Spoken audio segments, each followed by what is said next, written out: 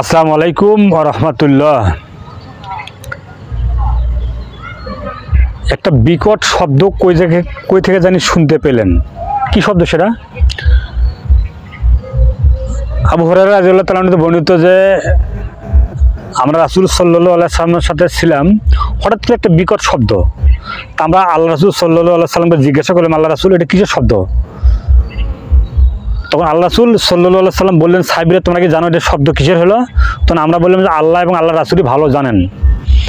আল্লাহ রাসূল সাল্লাল্লাহু আলাইহি সাল্লাম বললেন যে আজ থেকে বিগত ৭০,০০০ বছর পূর্বে একটা পাথর নিক্ষেপ করা হয়েছিল জাহান্নামে পড়তে ৭০ বছর লাগলো নিচে পড়তে। সম্মানিত উপস্থিতি, দেশ এবং প্রবাস থেকে যারা আমাদের ভিডিও দেখছেন,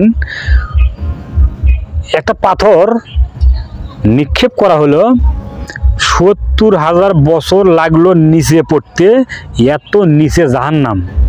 এবং এই পাথরটা আল্লাহ রাসূল সাল্লাল্লাহু আলাইহি সাল্লাম বললেন যে অন্য বর্ণনা আছে যে আজকে এই পাথরটা সর্বনিচে পড়লো, জাহান্নামের সর্বনিচে, এবং এই জন্য এই শব্দটা হলো। এবং আজ থেকে গত ৭০,০০০ বছর পূর্বে পাথরটা নিক্ষেপ করা হয়েছিল। আমি আপনাকে বলতে চাচ্ছিলাম, জাহান্নাম ভয়াবহ জিনিস, এখানে কেউ যেতে চাবে না।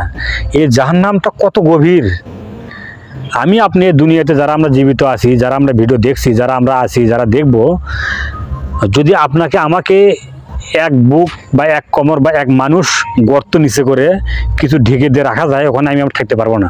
অন্ধকার, ভয়, বিভিন্ন রকমের সমস্যা আমার আপনার হবে। এবং এই জাহান্নামটা কত গভীর, এই জাহান্নামটা কে যাবে?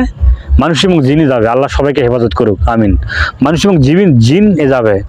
আর সর্বনিম্ন এখানে পড়তে এত সময় ৭০,০০০ বছর, আমি আপনাকে ভাষায় বলতে পারছি না যে কত গভীর এত বড় জাহান্নাম।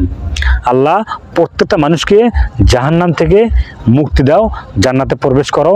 এই বিকট শব্দটা হলো এই পাথরটা পড়ার কারণে। আসসালামু আলাইকুম ওয়া রাহমাতুল্লাহ।